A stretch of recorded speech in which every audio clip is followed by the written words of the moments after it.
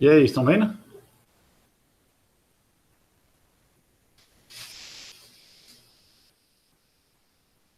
Dá para enxergar a tela?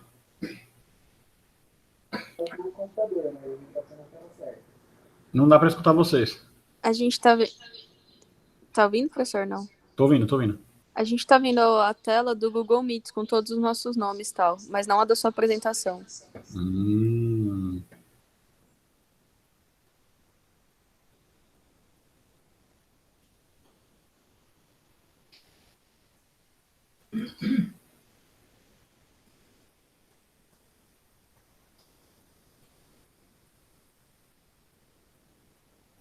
Agora foi. Foi. Caralho, que difícil. Então, vamos lá. A ideia é a gente falar aí nos próximos 40 minutos sobre estratégia transfusional no paciente crítico. E esse nome de estratégia transfusional, ele vem num contexto de que tudo que tem publicado a respeito de transfusão sanguínea em doente crítico não está no sentido de dar sangue, mas de ter uma estratégia para transfundir esse paciente. Porque muitas vezes a estratégia é não transfundir. Lembrar que várias publicações colocam como programas de manejo de sangue focado no paciente. Ou seja, eu vou pensar num plano sobre transfundir ou não, mas eu não vou criar um programa focado em dar sangue. Eu vou criar um programa focado em como lidar com o paciente crítico.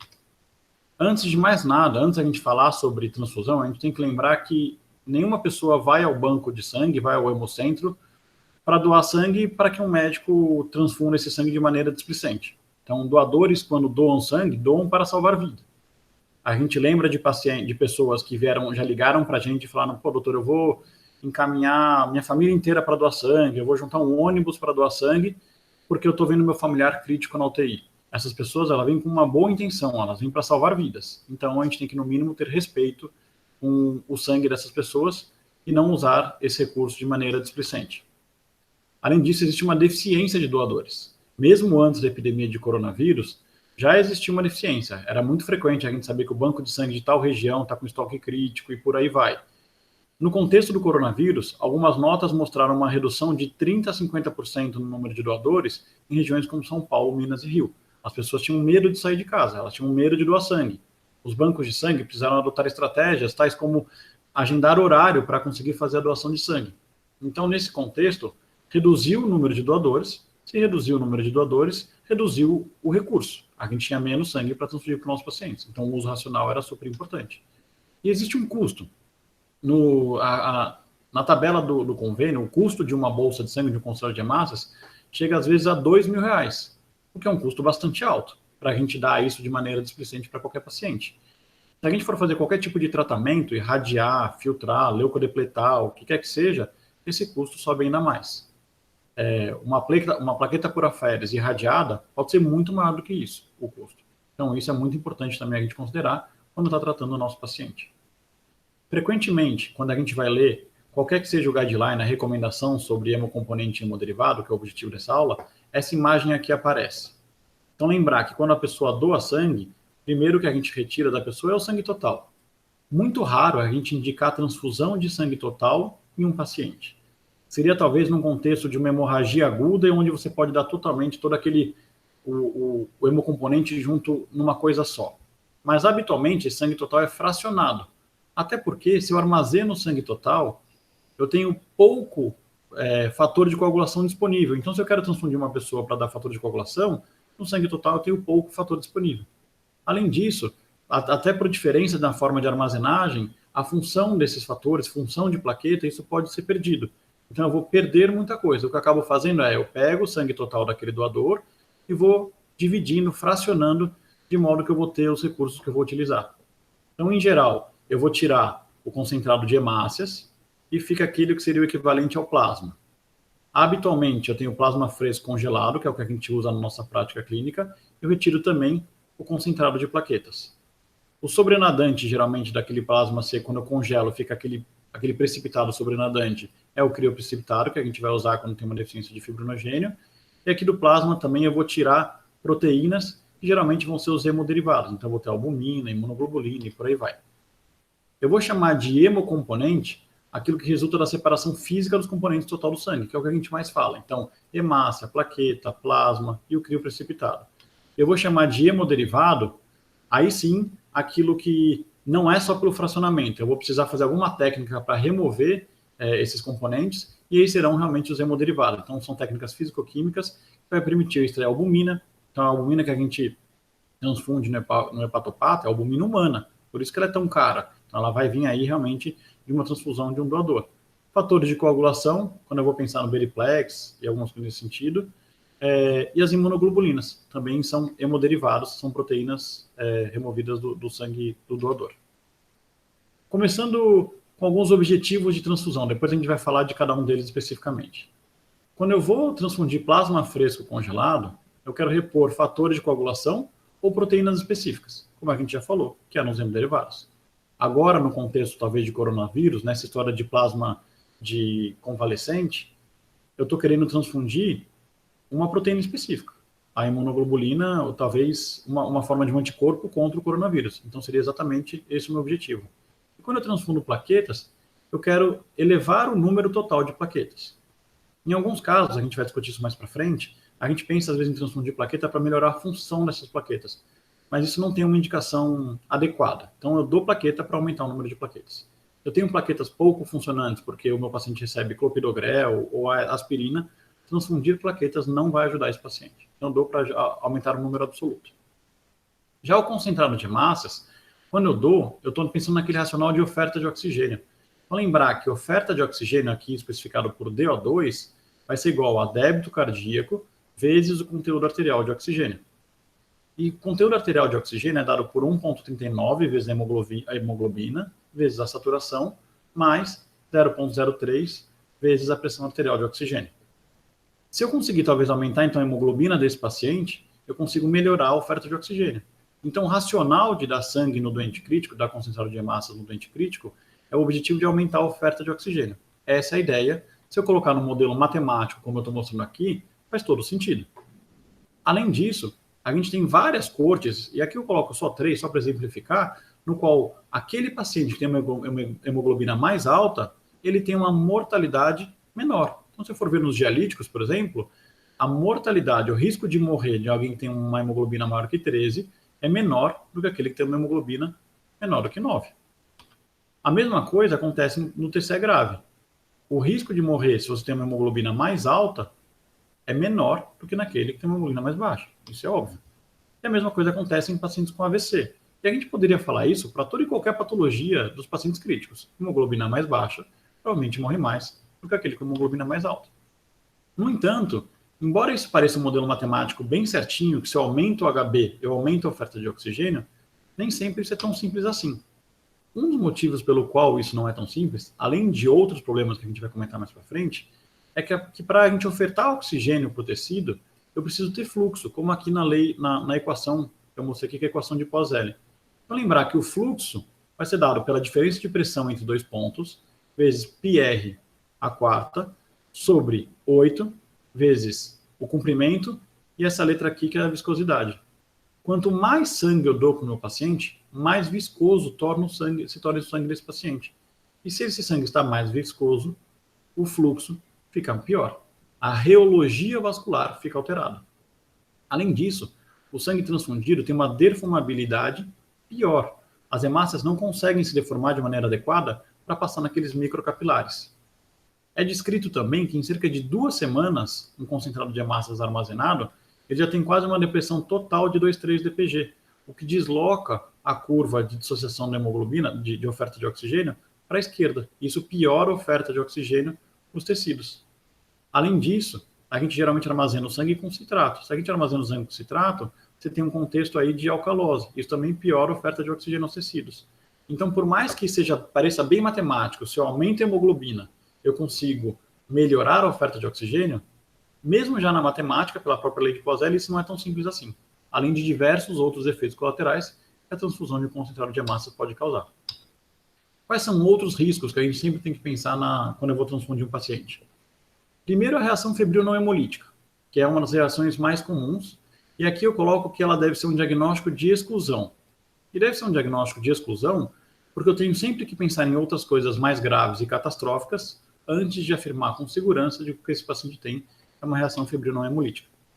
Além disso, existem reações alérgicas que são passíveis de ocorrerem, desde reações simples de placas maculares, prurido, até reações graves, como anafilaxia. Então, isso pode acontecer com o meu paciente crítico. Tem também o GVHD associado à transfusão sanguínea. O que é o GVHD associado à transfusão sanguínea? Imagina um paciente que ele é imunossupresso, então, nesses casos, geralmente é aquele paciente com uma imunossupressão grave, não um paciente que toma um imunossupressor, mas, por exemplo, um pós-transplantado, que ele tem a medula quase que toda depletada. Existe o risco dos linfócitos desse enxerto que foi doado povoarem essa medula, se reproduzirem de maneira clonal e passarem a atacar esse receptor, geralmente associado a 100% de mortalidade. Então, é um risco bastante grave. E existem também as reações hemolíticas imediata e tardia. A tardia é menos importante, menos deletéria, mas a imediata é aquela que a gente sabe quando você tem, por exemplo, uma incompatibilidade ABO, que isso gera, se a gente for infundindo cada vez mais sangue, o risco de morte é cada vez mais alto. Então, quando eu tenho uma incompatibilidade ABO, por exemplo, eu tenho uma hemólise maciça, o paciente evolui com insuficiência respiratória, rebaixamento de consciência, um choque, e às vezes o quadro inicial é febre. Como às vezes o quadro inicial é febre, lembrar que todo paciente que faz febre, eu posso até pensar em reação febril não hemolítica, mas eu tenho sempre que descartar uma reação hemolítica imediata, que é o quadro mais grave. Então, eu sempre paro a infusão, eu sempre avalio esse paciente, eu sempre medico se necessário, eu sempre avalio o restante para aí sim continuar. Além disso, existe o risco de infecção. Então, aqui eu coloco da publicação de um risco de infecção por HIV de 1 para 1.900.000, isso pode inclusive variar com relação ao país, local, dependendo do tratamento que for feito e da avaliação que for feita desse sangue. Risco de hepatite B, hepatite C, outros vírus quaisquer, contaminação bacteriana, que é um risco baixo, mas existe. Então, existe uma série de complicações associadas a infecciosas. Se for ver, conforme o tempo foi passando, então aqui a gente tem desde antes de 1984 até 2002, nesse gráfico aqui, você tinha um risco de ter uma contaminação, por exemplo, aqui vamos ver do HIV, de 1 para 100 na década de 80, por exemplo. De hepatite C, também de 1 para 100. Conforme foi melhorando a nossa capacidade de fazer o diagnóstico, de avaliar esse sangue, esses riscos foram reduzindo. Mas ainda assim eles existem. Até 2012, 2013, não era obrigatório nos bancos de sangue você fazer a pesquisa direta do antígeno para, por exemplo, HIV. Então, a pesquisa direta, você podia fazer só pela sorologia. E existe uma janela de cerca de 5 a 7 dias. Tem um relato em um serviço no qual eles avaliaram o mesmo sangue doado, tanto com sorologia, quanto com a presença do antígeno, para avaliar se aquele sangue doado poderia ter HIV ou não. E em diversas bolsas, num doador, esse doador estava na janela. Esse doador, que gerou um sangue total, gerou 7 hemocomponentes. E quando eles foram pesquisar, desses 7 hemocomponentes, 4 haviam sido transfundidos. Ou seja, um doador em janela teve a capacidade de contaminar 4 pessoas. O risco é baixo, é um caso anedótico, mas ainda assim, para essas 4 pessoas, isso foi muito grave. Se esses pacientes precisavam do sangue, tudo bem, faz parte do risco. Agora, se for um sangue dado de maneira relapso e displicente, isso já faz muito mal. E outra, a gente não pode ser a transfundir outras doenças que vão aparecendo? Agora a gente está na época do corona, mas eu lembro que na época da dengue, a gente teve um paciente que ele estava num pós-TMO, e nesse pós-TMO ele tinha uma anemia sintomática, a gente optou por transfundir este paciente, e ao transfundir, cerca de 1 a 2 dias depois, ele começou com um quadro febril. E a gente, como era um paciente pós-TMO, ele começou a receber antibiótico, coleta de culturas e tudo aquilo. E aí o banco de sangue nos procurou, porque a pessoa que havia doado o sangue, depois tinha sentido sintomas sugestivos de dengue, procurou o posto de saúde, e aí falavam para ela, olha, você pode estar com dengue. Ela ficou preocupada que ela tinha doado o sangue e ela procurou o hospital. Quando ela procurou o hospital, ela falou, fez o teste, ela estava com dengue, e como ela fez essa busca ativa, o hospital foi ver para quem foi transfundido o sangue. E esse paciente pós-TMO tinha recebido um sangue com dengue, foi feito o exame nele, então a gente transfundiu o dengue. Ou seja, é uma situação bastante delicada. Esse relato, inclusive, foi publicado e acho que ressalta a necessidade de tomar cuidado quando a gente vai transfundir todo e qualquer paciente. Um outro risco é o chamado TRIM, que é a imunomodulação associada à transfusão sanguínea. Isso acontece por conta de leucócitos do doador que permanecem na bolsa de concentrado de hemácias. E esses leucócitos, eles ativam a resposta imune desse receptor. E acaba gerando uma certa tolerância. Como eles vão ativando essa resposta imune, por diversos mecanismos, tanto de um down regulation da atividade imune, quanto por uma forma de quimerismo, acontece que esse receptor acaba ficando um pouco mais tolerante. E ao diminuir um pouco a imunidade desse receptor, eu abro porta para várias coisas, como, por exemplo, infecção. É claro que não existe um RCT no tema, mas existem várias publicações, várias cortes, que mostram que quanto mais eu transfundo um paciente, maior a associação com infecção. Eu posso dizer, óbvio, mas o paciente que tem mais, precisa de mais transfusão é aquele mais grave. Sim, mas ainda assim, quando eu corrijo, existe um risco maior de infecção naqueles pacientes que são transfundidos. Então, nessa corte, com 284 UTIs e 4.892 pacientes, o odds ratio para infecção era de 1,89 quando ele recebia 1 a 2 concentrados de hemácias, e para aqueles que recebiam mais do que 4 concentrados de hemácias, era um odds ratio de 2,63 para infecção. Nessa outra corte de 9.598 pacientes, a gente vê que quanto mais concentrado de hemácia foi transfundido para o paciente, maior o risco de uma infecção bacteriana grave ou de pneumonia. Ou seja, talvez eu acabe imunomodulando esse paciente, eu acabo diminuindo a imunidade desse paciente e aumentando o risco de infecção. De novo, se o sangue tinha sentido, faz parte do risco. Se o sangue não tinha sentido, esse risco é inaceitável. E mais do que isso, lembrar que o paciente que tem tumor e câncer, o tratamento dele parte de cirurgia, parte de quimioterapia, mas ele também parte da resposta imune do próprio paciente. Existem algumas publicações de associação de transfusão sanguínea e recorrência de algumas formas de tumores. Ou seja, ao inibir a imunidade desse paciente, ao fazer essa modulação da imunidade do paciente, eu tenho um risco maior de recorrência de um tumor, qualquer que ele seja, por mais que ele tenha sido tratado com químio, tenha sido tratado com cirurgia. Então, lembrar que, se eu precisar, eu transfundo, se eu não precisar, qualquer risco é inaceitável. Outras complicações que é importante saber, a chamada TACO, que é a Transfusion Associated Cardiac Overload. E, no fim, é só uma sobrecarga volêmica associada à transfusão quando eu vou dar sangue para esse paciente. Lembrar que o hemocomponente, ele vai ter um poder oncótico, osmótico, e isso vai acabar trazendo líquido para esse paciente.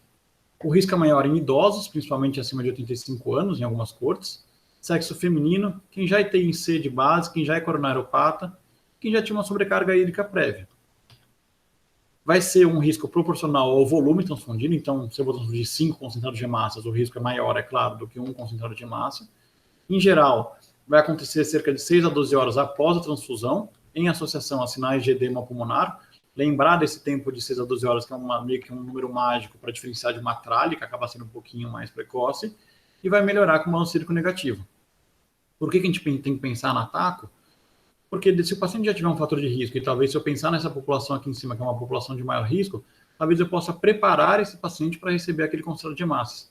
Talvez eu já faça um diurético antes da infusão do sangue. Talvez eu faça uma infusão de um volume menor. Se o HB dele está baixo, e eu acho que já tem sentido ele ganhar 2 bolsas, talvez eu faça uma, espere um pouco, ver como é que ele maneja aquele volume, avalio se ele respondeu ou não, veja a necessidade de uma segunda bolsa ou não. Putz, é necessário, então eu vou lá e transfundo realmente uma segunda bolsa. Eu posso infundir numa velocidade um pouquinho mais devagar, claro que respeitando o tempo recomendado pelo banco de sangue. Então, eu já posso fazer, talvez, diurético antes e após, reavaliar esse paciente, fazer pressão positiva e por aí vai. Outro risco grave é de trale. Trale, aí sim, é uma intercorrência bastante grave, está entre as 3 principais causas de morte relacionadas à transfusão sanguínea, e era responsável por 1/3 das mortes associadas à transfusão nos Estados Unidos em 2016. A ideia é que você tenha uma resposta imune. Então, você tem anticorpos do doador contra leucócitos do receptor, isso gera um processo inflamatório intenso. No entanto, em 20% dos casos, não se identificam anticorpos, mas o que acontece é que você tem um aumento da permeabilidade capilar e acontece uma SARA por conta de aumento de permeabilidade capilar. Uma saída para tentar reduzir isso é você reduzir a oferta de leucócito para esse receptor.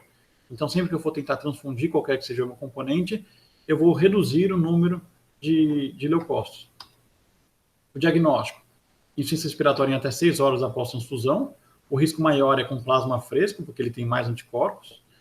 O raio-x de tórax ele vai ser sugestivo, mas no fim a clínica vai ser o mais sugestivo, é um paciente que está hipoxêmico e que você não acha que a principal causa é uma sobrecarga volêmica, que aí sim é muito mais comum do que a trale, e isso vai acontecer na ausência de sinais claros ou de riscos maiores para esse paciente ter feito um ataque. Ou seja, esse paciente ficou em insuficiência respiratória, não está com cara de ser um ataque, você pensa em uma resposta inflamatória, talvez esse paciente esteja no contexto de trale. Só esse quadrinho que é bastante legal de ver, da gente pensar de quais são os riscos associados a uma transfusão sanguínea. Então, a morte por avião, se a gente for ver, é o menor risco de todos. Então, isso aqui é com risco a cada um concentrado de hemácias transfundido. Então, você tem aí um risco de 1 para 1 milhão de transmitir HIV, HCV. Esse risco é o mesmo de você morrer por um raio, é um risco baixo, mas também acho que nenhum deles é bom.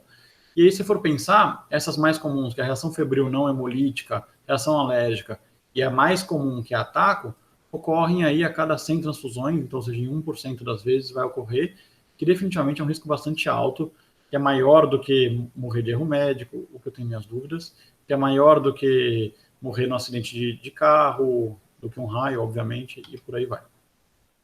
Só a gente vai falar um pouquinho de cada um desses hemocomponentes, então do concentrado de hemácias, plaqueta, plasma fresco, crio e dos hemoderivados. Então a gente vai especificar. Começando pelo concentrado de hemácias e sabendo que vocês estão aí, acho que escutando. Ô Pedro, tá me ouvindo? Pedro? Talvez. Como assim? Ô Pedro. Ele tá falando que o microfone dele tá ruim. Sei. Então, Vinícius, já que você já atendeu aí, me fala aí, quanto tempo a gente tem para armazenar um concentrado de hemácias, assim? Quanto tempo ele dura? Se você doa um concentrado de hemácias, quanto tempo ele dura? Eu não lembro quanto tempo dura, eu lembro que tem uma discussão de talvez aumento de evento adverso, talvez até mortalidade com bolsas que ficam mais tempo guardadas, mas depois veio um estudo que falou que isso não é verdade. Boa, tem sentido. Ele pode durar, às vezes, até 35, 45 dias, um concentrado de hemácias armazenado, e quanto mais tempo ele vai passando, realmente ele vai perdendo algumas propriedades. E a Priscila está escutando aí, está do lado? Vinícius, entrega ela aí.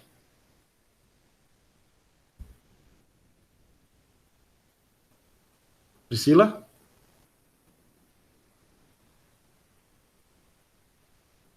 Não? Priscila? Acho que o microfone dela tá ruim também. Não. Priscila, qual que é o hematócrito de um concentrado de hemácias? Ele é 20%, 30%, 100%?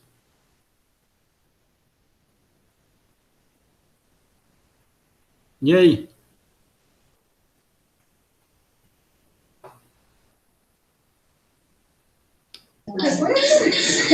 Pedro, Oi? a Renata só tem um ataque de pânico aqui. Eu não sei, mas eu chutaria que é bem alto. Eu chutaria, sei lá, 70%, 80%. Pô, perfeito. É isso. Então, às vezes, o concentrado de hemácias, que ele vai ter um volume ali de cerca de 200 a 300 ml, ele tem um hematócrito que pode ir de 50% a 80%, então de 70%. Às vezes isso é bom a gente pensar, porque quando a gente tem um paciente que está dialisando e ele perde lá, olha, ele perdeu uns 200 ml de sangue porque coagulou tudo. Então, nossa, ele perdeu uma bolsa. Não, né? Geralmente o concentrado de hemácias ele tem um hematócrito que é bastante alto. E em quanto tempo que um concentrado de hemácias deve ser infundido? Isso é realmente importante vocês saberem. Danilo, você está acordado ainda aí? Você falou que tinha dormido bem à noite? Opa, beleza. O máximo que ele pode ser infundido? A gente não Eu acho que o tempo máximo acho que é questão de 2 horas, mais ou menos. Ele pode ir até 4 horas. A partir de 4 horas tem que suspender a infusão. Às vezes isso ajuda, tanto porque, às vezes, quando o acesso venoso do paciente está muito ruim, isso começa a querer passar, e aí, se passar o tempo, ele tem que ser descartado. Mas é bom saber o quanto tempo ele pode durar, porque se você tem um paciente que tem um fator de risco para fazer taco, talvez você estique esse tempo ao máximo.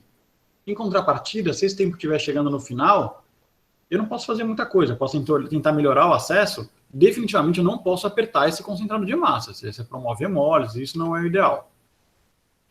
Em temperatura ambiente, esse concentrado de hemácias pode durar no máximo 6 horas, mas a partir do momento que ele veio do banco de sangue para o paciente, ele tem que ser infundido em até 4 horas.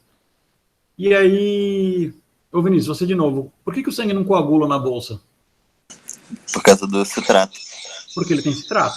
Isso é importante para a gente saber, porque talvez existe um contexto de hipocalcemia associada à politransfusão e até um certo grau de alcalose. Geralmente não, a alcalose não é frequente, mas pode acontecer. E outro ponto que é importante, ô Rê, você está escutando? Tô. Por que é importante? Tem hemólise na bolsa de sangue? Deve ter. Deve ter, né? Se eu estou perguntando, né? Deve ter. Por que é importante eu pensar em hemólise na bolsa de sangue?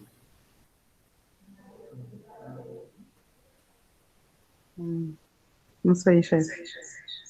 Acho que assim, na verdade isso também é uma opinião pessoal, não sei nem se isso é verdade ou não, mas a sensação que eu tenho é de que existem relatos que cerca de 10 a 15% da bolsa hemoliza. E hemólise geralmente é associado à hipercalemia. Então isso é uma situação bastante frequente, que você tem aquele paciente crítico, que ele tem lá um HB de 6,9, um potássio de 5,5, você não sabe se ele vai dialisar ou não. Não raro, às vezes a gente quer transfundir ele porque ele vai encarar uma diálise logo mais, mas se ainda não é o momento da diálise, a gente tem que pensar a respeito, porque se aquele paciente já está com potássio meio alto, às vezes politransfundir ele, ou até às vezes um concentrado de massa, pode empurrar ele para uma diálise ou pode urgenciar uma diálise. Então, pacientes com potássio meio alto, já que tem hemólise na bolsa, talvez ficar mais atento ou ser um pouquinho mais restritivo.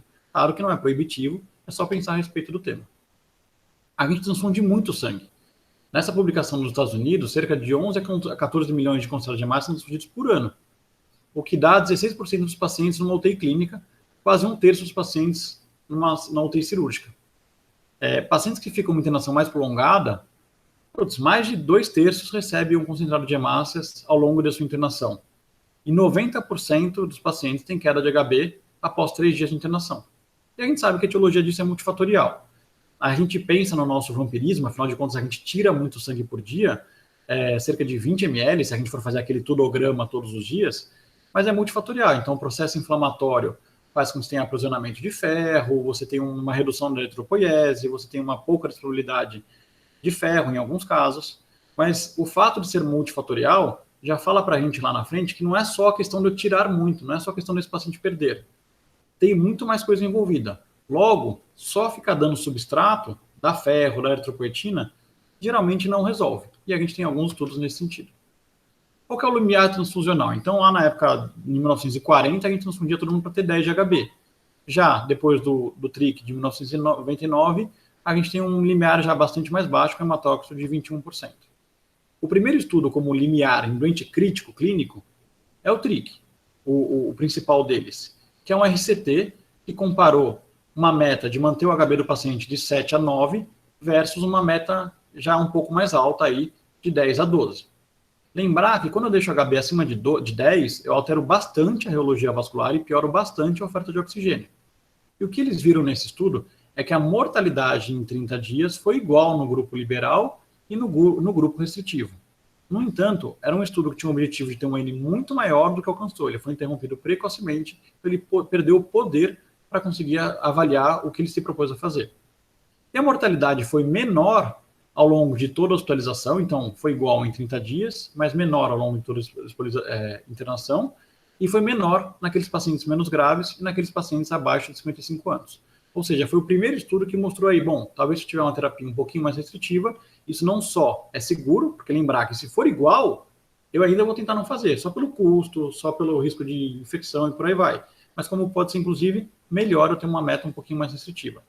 E é interessante notar que o grupo liberal teve, inclusive, mais infarto e mais edema agudo de pulmão. Lembrar que TACO é uma das complicações mais frequentes.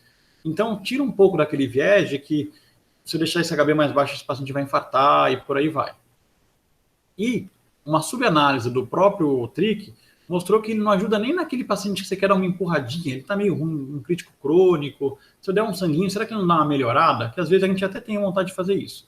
Então, nessa subanálise que viu apenas pacientes em ventilação mecânica, aqueles que estavam há mais de 7 dias de ventilação mecânica, se talvez eu tenha uma terapia mais liberal em dar sangue, eu não conseguiria melhorar a oferta de oxigênio e tirar ele mais rápido do ventilador. Mas não, dar um sanguinho não ajuda nem a tirar da ventilação mecânica. Depois foi publicado o TRIS. O TRIS é um estudo que ele viu uma meta mais restritiva versus mais liberal em pacientes exclusivamente com choque séptico. 998 pacientes, no qual o grupo mais liberal tinha uma hemoglobina aqui mais próximo de 9 e o grupo mais restritivo uma hemoglobina abaixo de 8, então aqui em torno de 7,5. O que a gente consegue ver é que a mortalidade foi exatamente igual em ambos os grupos. Logo, a gente tem cada vez mais evidência para que no doente crítico, de maneira geral, uma conduta mais restritiva para 7 é bastante segura e talvez até benéfica. A mesma coisa acontece em situações no qual a gente tem uma certa tendência a dar sangue. Eu acho que a gente não, porque aqui na UTI clínica a gente é bastante restritivo. Mas a questão de pacientes com uma hemorragia aguda. Então, lembrar que em 2013 foi publicado no New England o estudo do Villanueva, no qual ele comparou uma terapia restritiva versus uma terapia mais liberal em pacientes que tinham hemorragia digestiva aguda. Nesse estudo, a maior parte dos pacientes, então eram quase 1.000 pacientes, a maior parte deles foi randomizada após uma HDA por úlcera. E 1/4 desses pacientes foram randomizados por conta de uma HDA por hemorragia varicosa.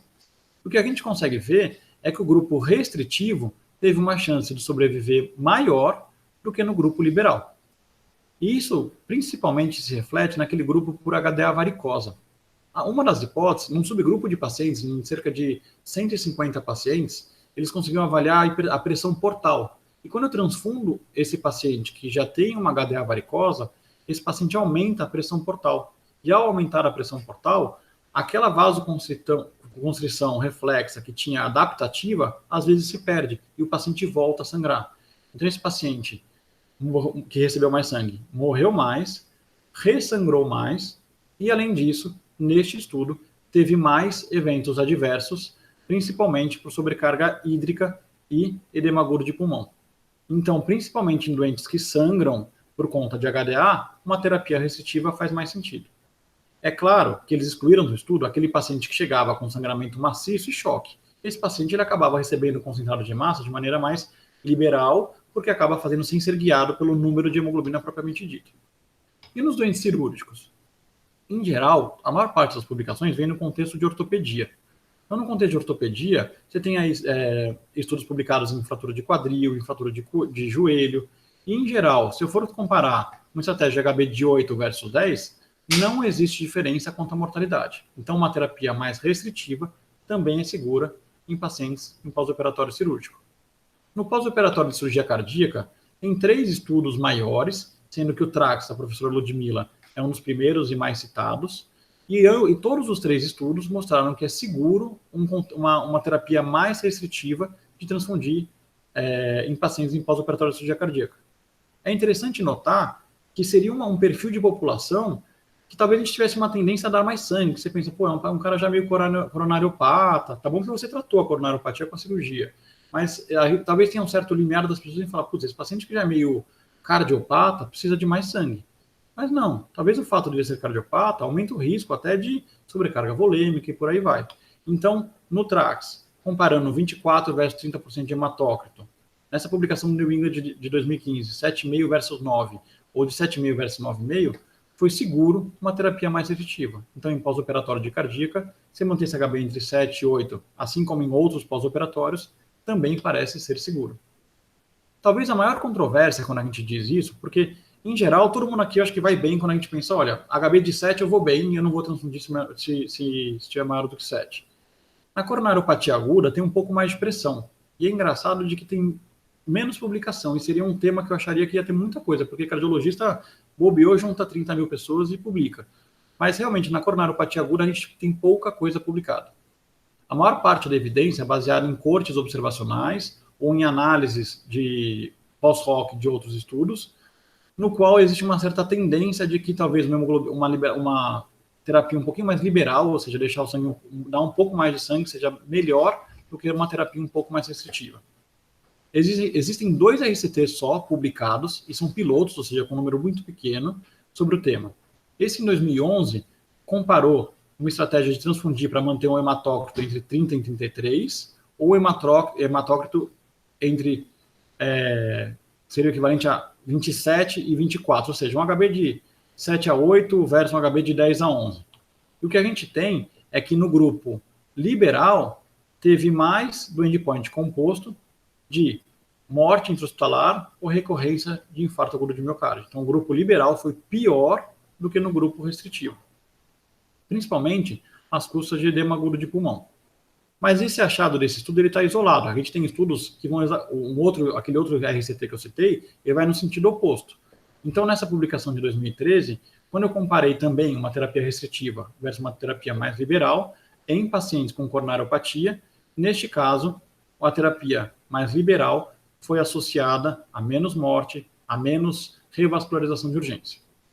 Uma coisa que eu acho que é interessante a gente pensar é que é muito raro você ter aquele paciente coronariopata que infarta, chega no serviço e você coloca nesse estudo. Porque, em geral, o cara que infarta e chega no serviço, ele não tem uma hemoglobina baixa, ele não está com a KB abaixo de 9 para ser randomizado, ele tem lá 12, 13, 14 de hemoglobina. Então, muito frequentemente, quando a gente pensa em coronariopatia aguda, a gente está pensando num doente que já é crítico, um doente que já está internado, um doente que já passou por sangrias aí que a gente já tirou, ou já tem múltiplas comorbidades. Então, nesse contexto, lembrar que eu não vou definir a transfusão desse paciente exclusivamente pelo número de hemoglobina, pensando que talvez liberal seja melhor ou pior. Eu vou considerar também outros fatores. Se esse paciente é dialítico, maneja mau volume, talvez nesse seja um pouco mais restritivo. A evidência é para ambos os lados. Agora, sim, se esse paciente tem uma doença coronária nativa e talvez não tenha tanta contraindicação, talvez eu vou ser um pouco mais liberal, sim. Eu vou para um 8, um 9 e por aí vai. Acima de 10, ou muito próximo de 10, definitivamente nunca. Então fica aqui que em críticos em geral eu vou transfundir esse HB menor do que 7. Na sepse, no choque séptico, também se menor que 7, baseado no TRIS. Na HDA, também se menor do que 7, baseado no estudo Villaneva de 2013. Talvez no infarto seria um pouquinho mais liberal, vou deixar esse paciente com 8 a 9, mas lembrar que pensa no contexto desse doente como um todo, e no pós-operatório a gente usa o 8 aí com mais tranquilidade. Algumas coisas polêmicas que foram respondidas recentemente aí nesses últimos 4 a 5 anos. O que a gente levantou aí, se hemácia velha é um problema, se eu posso dar eritropoetina, se vai ajudar esse paciente a receber eritropoetina, e se eu começar a dar qualquer forma de substrato para esse paciente para tentar melhorar ele fazer sangue e poupar a transfusão dentro da UTI. O racional de eu dar um sangue, começar pela primeira pergunta, de se hemácia velha é um problema, um estudo legal é esse de 1993, do Paul Marik, no qual ele viu o pH intraluminal gástrico com relação à idade das hemácias. E você começa a ver que quanto mais velho a idade das hemácias, pior a variação do pH intraluminal, ou seja, sugerindo que talvez eu piorei a oferta de oxigênio para esse tecido. Mas mais interessante do que mostrar um gráfico é mostrar a figura da microscopia. Então a hemácia, no quinto dia que ela está armazenada, ela ainda tem cara daquela hemácia que a gente já pensava, de bala soft. Já no 42º dia, ela está parecendo o meu cabelo depois de usar touca. Ela já está totalmente deformada e perde talvez sua capacidade de se deformar e passar nos capilares, talvez de ofertar oxigênio. Então, nesse racional, começaram a surgir estudos de, bom, será que isso da hemácias mais jovens não vai ser melhor do que da hemácia mais velha? A primeira resposta veio em 2016, nessa publicação no New England, com 20.858 pacientes. Eram 30 mil pacientes que entraram no flowchart do estudo, mas eles só incluíram pacientes que eram do sangue A ou O, até por questão de disponibilidade e de tempo de hemácias, porque alguns outros tipos sanguíneos você não consegue ter hemácia por tanto tempo. E eles compararam aí, então a mediana de hemácias transfundidas no grupo precoce era de cerca de 13 dias versus 23 dias no grupo de hemácias tardia. E a mortalidade foi igual em ambos os grupos. Ou seja, dar hemácias jovens não mudou a mortalidade. No ano seguinte, foi publicado outro estudo com 4.919 pacientes, mais ou menos com a mesma pergunta. Será que dar hemácia mais jovem é melhor do que hemácia mais velha? E na diferença de dias, ou seja, hemácias de 11,8 versus 22,4, também não houve diferença de mortalidade. Ou seja, não vale a pena brigar com o banco de sangue por algum tipo diferente de hemácia. Só prescreve e o que vier é lucro. E com relação à eritropoetina? Existem 6 RCTs atualmente publicados. O mais simbólico, o mais clássico, é o EPO, então publicado em 2017, no qual ele dava 40 mil unidades de eritropoetina uma vez por semana ou placebo para doentes críticos. E a pergunta básica dele é, dar eritropoetina diminui a necessidade de transfusão sanguínea? E a resposta é que não. Dar eritropoetina não diminuiu o número de transfusões sanguíneas em pacientes críticos. Diminuiu sim, na verdade, aumentou um pouquinho a hemoglobina desses pacientes. Então, se for ver, o grupo que recebeu eritropoetina, ele tinha uma hemoglobina um pouco mais alta. No entanto, não foi alta o suficiente, a do grupo que não recebia eritropoetina não foi baixa o suficiente para ter que receber sangue, ou seja, não mudou o número de concentração de hemácias que esses grupos receberam. Existe uma análise de subgrupo, uma redução de mortalidade no grupo que recebeu eritropoetina, e isso apareceu de novo como um sinal em alguns outros desses RCTs. Então, se você aglomerar, talvez exista uma redução de mortalidade, mas uma coisa muito questionável, tanto que a gente não usa isso. E, como problema, houve um aumento da trombose venosa profunda naquele grupo que recebeu eritropoetina.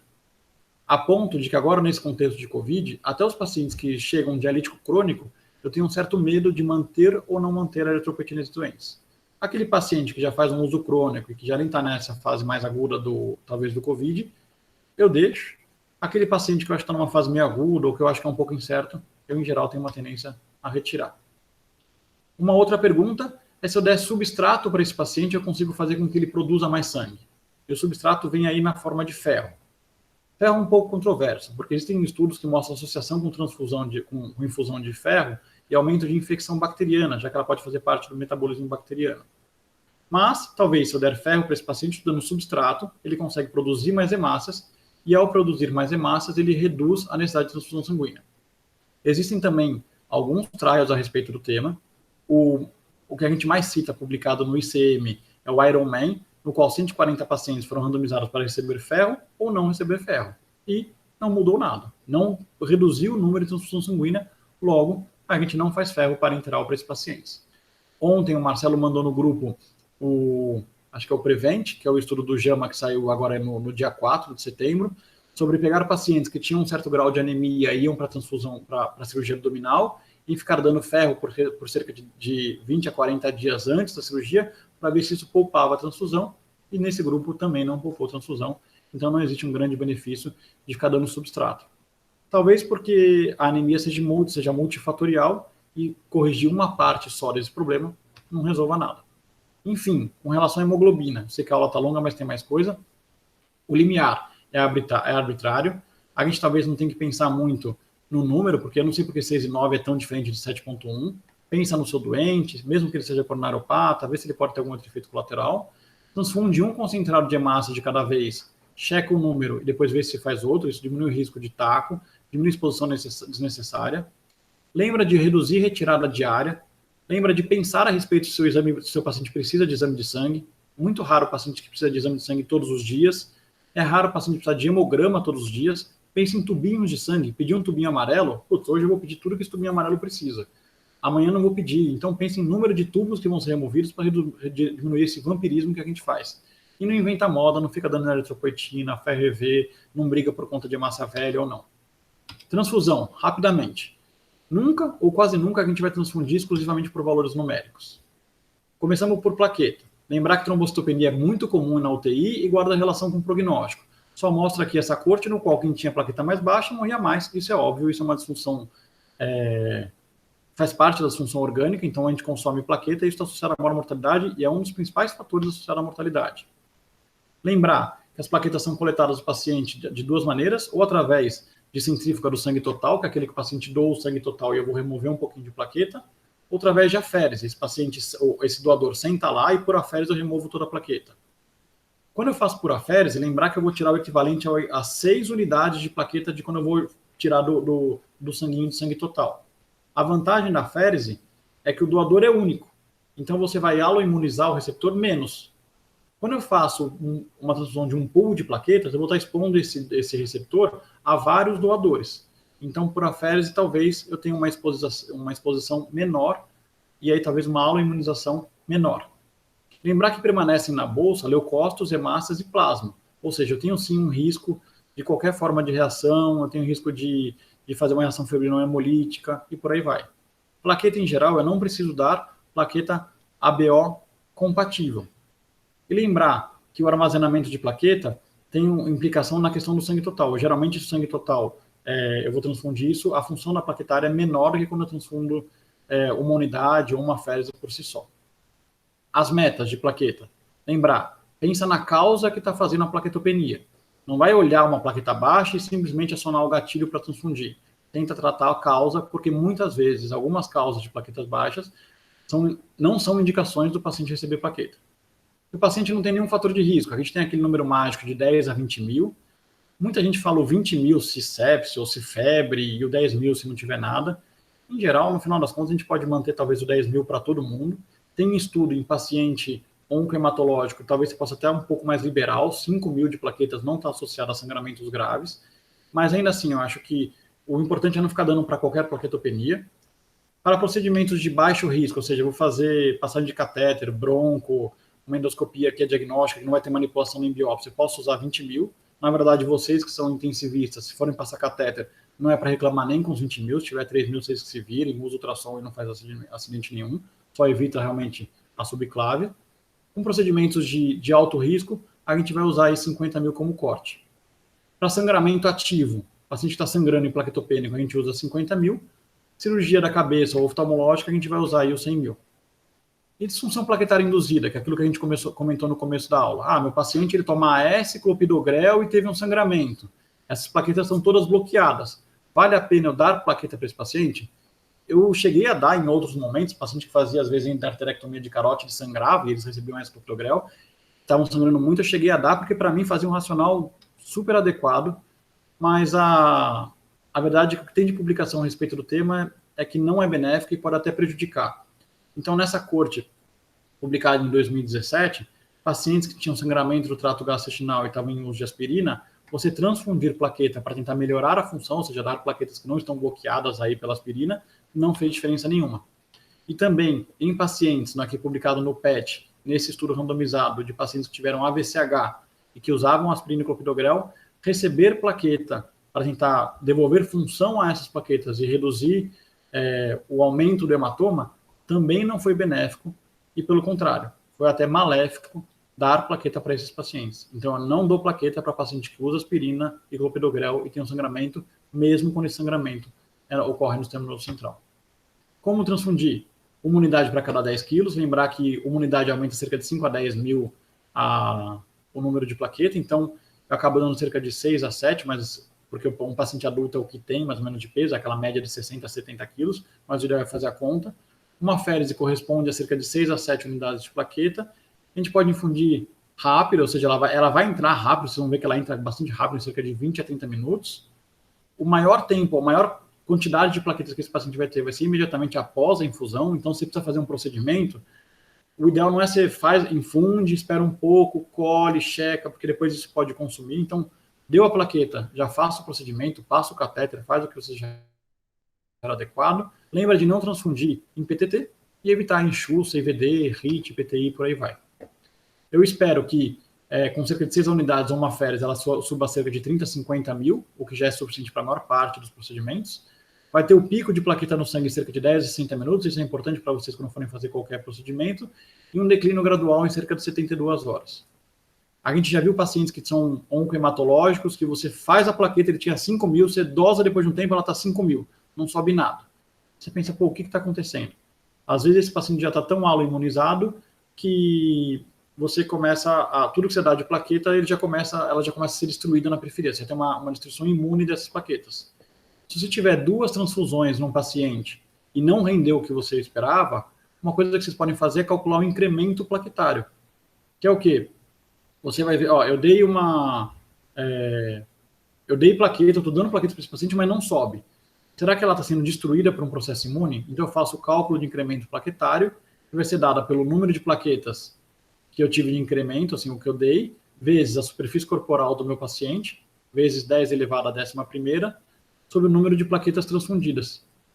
Então, cheguei nesse cálculo de incremento plaquetário. Se eu tiver mais do que 10.000, isso quer dizer que não está tendo uma destruição imune, isso está normal.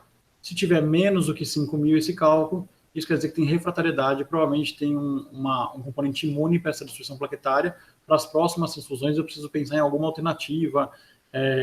Se eu vou discutir com o meu banco de sangue ABO compatível, ou se eu vou fazer aférese, ou unidades, ou até mesmo se eu vou pensar em imunoglobulina antes de transfundir plaqueta, e por aí vai. Plasma fresco. Lembrar que contém todos os fatores de coagulação, não contém elementos figurados, então eu não preciso de irradiar, filtrar, não preciso irradiar plasma fresco.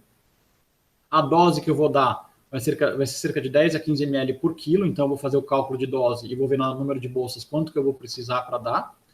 Eu uso essa dose de 10 a 15 ml por quilo porque o volume plasmático de uma pessoa normal é cerca de 40 a 60 ml por quilo. E se a gente sabe que com cerca de 10 a 20% do número de fatores esse paciente já não sangra, se você for lembrar da hemofilia e por aí vai, essa dose é o equivalente a subir em cerca de 20 a 30% os níveis de fatores de coagulação de todo e qualquer paciente. Então, se eu subir isso, tudo bem, esse paciente já não vai ter sangramento em decorrência de deficiência de fator. Lembrar que as principais indicações, sangramento ativo, e aí coagulopatia ou hepatopatia. Eu nunca vou transfundir só porque uma paciente tem um R alargado ou um INR alargado. Reversão de anticoagulante oral se sangramento grave. Antes de procedimentos com INR alargado ou R alargado, isso é bastante duvidoso, a depender do procedimento não preciso fazer, na verdade na maior parte dos procedimentos eu não preciso fazer. E reposição de algumas proteínas do plasma, como por exemplo no paciente que tem PTT, e ele tem uma deficiência de ADAM-TES 13 e eu preciso dar, então eu vou dar plasma fresco congelado, seja por transfusão, seja por aférese, no qual eu tiro dele e dou um plasma novo no qual tem a proteína que eu quero repor. Ele não está indicado como expansor volêmico, não está indicado em sangramento sem coagulopatia, não está indicado definitivamente em pacientes que só têm provas de coagulação alteradas sem nenhum sangramento. Se você está ansioso, fica ansioso, não tem problema nenhum. Alguns procedimentos especiais que vocês precisam saber. O que é fenotipar? Então a gente vai lá e pede para o banco de sangue fenotipar o concentrador de hemácias. É a transfusão de hemácias fenotipadas para outros antígenos, ou seja, além daquele de você mandar uma hemácia que ela é ABO compatível, ela vai ser igualzinha para outros antígenos que não o ABO.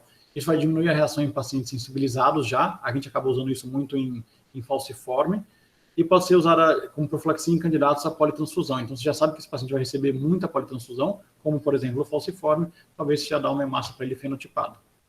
Filtrar. Aqui no HC a gente não filtra todos os concentrados de hemácias, mas lembrar que tem serviços que de rotina já filtram todos, é usar qualquer forma de filtro que é capaz de remover os leucócitos presentes. Se a gente lembrar que os leucócitos que são os principais responsáveis por reação febril não hemolítica, ao filtrar eu vou reduzir a ocorrência de reação febril não hemolítica. Como os leucócitos também são responsáveis pela TRIM, eu posso também reduzir a ocorrência de TRIM, eu vou reduzir a aloimunização. E geralmente a equipe de transplante pede para, se o paciente que será candidato a transplante, um paciente com insuficiência renal, que já começou a dialisar e ele vai, talvez no futuro, ser candidato a transplante, eles já pedem para a gente filtrar nesse paciente para diminuir a aloimunização. E irradiação. O que é irradiar um hemocomponente? É você usar a irradiação gama com o objetivo de destruir e inativar aqueles linfócitos viáveis na bolsa. Lembra que eu falei para vocês lá no começo que uma reação temível é o GVHD associado à transfusão sanguínea. Se eu irradio e destruo o linfócito, eu não tenho um risco de GVHD. Então eu vou irradiar todo o paciente que tiver uma imunossupressão muito grave. Então aquele oncohematológico, pós-TMO, aquele paciente talvez um pouco mais controverso, um neutropênico grave, então esse aí eu vou irradiar realmente o hemocomponente. Crioprecipitado. Lembrar que é só aquele sobrenadante que ficou no plasma, ele vai conter fibrinogênio, fator 8, von Willebrand, fator 13 e fibronectina. A gente usa ele principalmente por conta do fibrinogênio, e teoricamente é um componente obsoleto porque eu já tenho o recombinante, então o ideal era não usar. Lembrar que o fibrinogênio é só a ponta da cadeia, então em toda forma que eu vou formar um coágulo, fibrinogênio, para transformar na questão da fibrina, ele é só uma parte, eu tenho que ter todos os fatores de coagulação, plaqueta, tudo isso, então raramente dar só fibrinogênio resolve um paciente que está sangrando, então muito frequente você precisa avaliar se não tem plaquetopenia associada, se não tem coagulopatia associada. A indicação é o paciente que tem sangramento com fibrinogênio menor que 100 a 150, a indicação mais frequente é de usar o valor de 100 como corte, eu vou dosar uma unidade para cada 10 kg de peso, semelhante ao que a gente discutiu para a plaqueta. Hemoderivado, lembrar de complexo protrombínico. Então, complexo protrombínico contém os fatores 2, 7, 9 e 10, e proteína C e S. Ele vai ser uma alternativa ao plasma mais seguro quando eu tenho anticoagulação com varfarina que intoxicou. A vantagem é que eu vou dar uma ampolinha, ou 2 ampolas, mas assim, eu vou dar um volume muito menor do que muito plasma. Não preciso pensar em compatibilidade de ABO. Se você tiver no seu banco de sangue, embora ele seja caro, a disponibilidade é imediata. Tem menos risco de transfusão de doenças, desse tipo de complicação, menos risco de trale, mas pode induzir efeitos trombóticos e é bastante caro, então geralmente tem um uso bastante controlado. Aqui só coloco a tabelinha, mas que a gente não precisa decorar, de como for utilizar no contexto de qualquer intoxicação varfarínica. E no caso das novas moléculas, o uso de complexo protrombínico já é um pouquinho mais off-label, mas ainda assim o povo faz 50 unidades por quilo, mas é mais indicado, sem dúvida, no contexto de varfarina. Não importa qual que é o contexto que vocês usarem o complexo protrombínico, lembra que a causa base, se eu estou dando varfarina, é que eu estou dando um inibidor dos fatores. Então, lembra que eu posso dar o complexo protrombínico, mas ele vai parar de fazer efeito depois de 6 a 12 horas. Se eu não der vitamina K, esse paciente vai voltar a sangrar lá na frente. Então, usou isso que é caro, já dá uma vitamina K e V para esse paciente. O concentrado de fibrinogênio, então, que eu falei que era a alternativa ao dar o fibrinogênio, então é chamado o nome comercial de Hemocompletan, ele tem a mesma indicação de dar crioprecipitado, desculpa que eu tinha confundido, eu falei fibrinogênio, ele tem a mesma indicação do crioprecipitado, então o paciente que está com sangramento e fibrinogênio abaixo de 100 a 150, e o que eu vou fazer é simplesmente dar esse Hemocompletan em contrapartida para não dar aí o crioprecipitado, então por isso que ele se tornou obsoleto. É isso, acho que é uma aula longa, ela é cansativa porque ela fala de limiares e de indicações, a gente acaba esquecendo, mas fica aí para a posteridade, se querem rever esse negócio aí. É isso. Alguma dúvida? Professor, tem alguma análise de custo-benefício para você filtrar todo mundo? No sentido de você vai gastar botando filtro, mas vai economizar a bolsa, porque você não vai ter que jogar fora a bolsa de quem fez febre? Então, eu nunca vi isso de análise de custo, mas em geral ela fica. O filtro ele é mais caro. Eu acho que o benefício ele não viria exclusivamente por conta de jogar fora. Eu acho que não tem custo pelo fora. Eu acho que o benefício viria realmente de todo o resto, de trim, de trale, de taco. Talvez se você fizer uma análise de toda e qualquer intercorrência, de taco não, desculpa, de toda e qualquer intercorrência tem algum sentido, mas eu nunca vi uma análise de custo nesse sentido, não. Eu não falei aqui de transfusão de sangue, de protocolo de transfusão maciça. Porque eu acho que não faz muito sentido. Eu acho que faz muito sentido lá para frente vocês terem uma aula exclusivamente disso, e essa aula já fica maçante demais, assim, já é muito difícil. Mas a ideia é sempre mais ou menos aquela mesma, assim, é você tentar racionalizar a transfusão do seu paciente, ao invés de dar só sangue ou só plaqueta, pensando que quando você dá sangue, talvez você pode induzir coagulopatia, você tenta dar um pacote completo, assim. Então, isso eu não falei aqui, mas acho que mais pra frente a gente pode fazer uma aula exclusiva disso. Professor, Diga. 2 perguntas. Primeiro é sobre o TAD e o PAI, como que a gente usar para interpretar, assim, como interpretar esses 2 exames. E a segunda é sobre transfundir paciente que já está com febre. O que eu costumo fazer, mas não sei se está correto, assim, eu nunca vi ninguém nenhum trabalho, nada sobre. Eu geralmente, se ele está muito febril, mas precisa receber a transfusão, eu faço os analgésicos, os antitérmicos, tudo, inicio e vou observando a curva de temperatura. O que o senhor acha, assim, como que é melhor para fazer? Olha, algumas recomendações até colocam para você não iniciar a transfusão do hemocomponente no paciente que está febril. Isso vem do contexto de que a febre é um sinal de alarme para você diagnosticar reações graves, principalmente com a reação febril, com a reação hemolítica. Mas em alguns casos simplesmente não é possível. Você medica, pré-medica, mas ou o sangue já saiu e você tem medo que ele vença, ou o paciente está febril e a sua dipirona não está fazendo nada, seu paracetamol muito menos. Então, realmente, o que sobra é isso. A grande questão é que, se ele é um sinal, você tem que começar a procurar outros sinais, que é o que você falou. Você medica da maneira que for possível e inicia a transfusão com monitorização.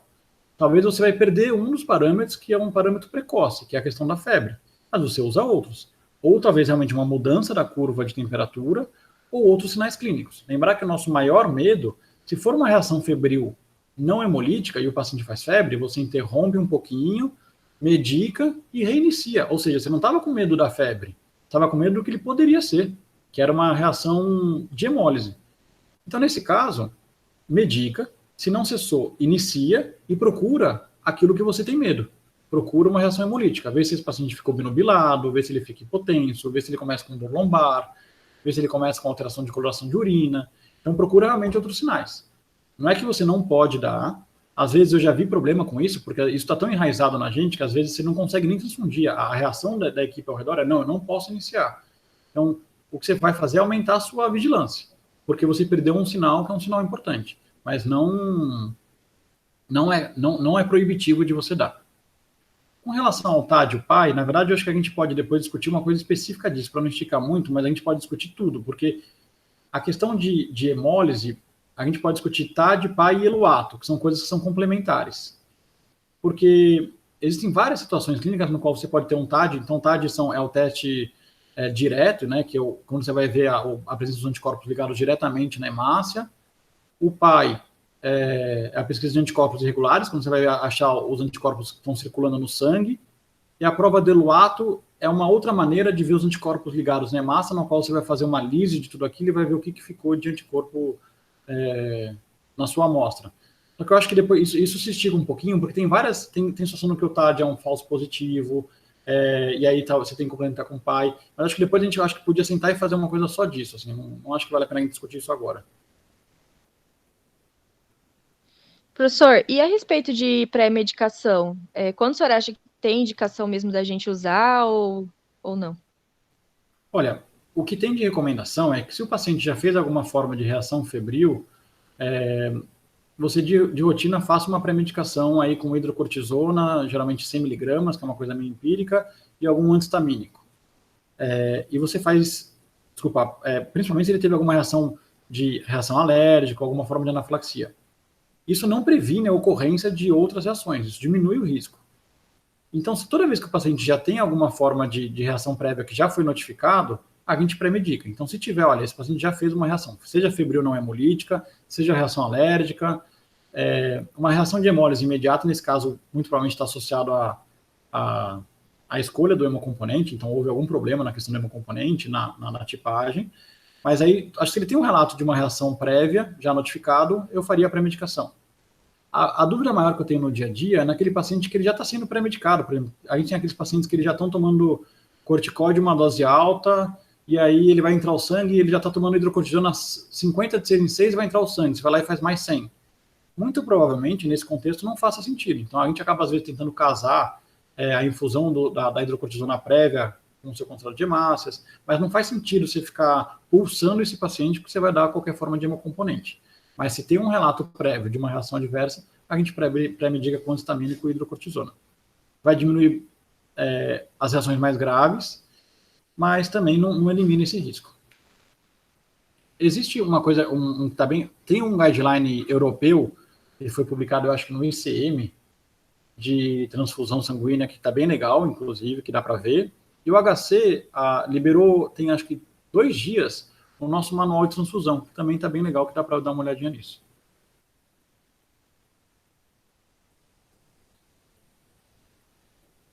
Mais alguma dúvida?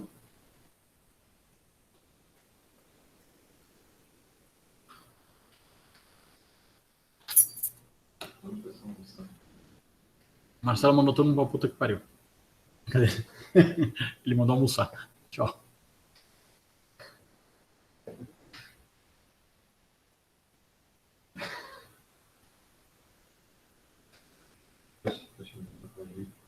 Então, o que aqui?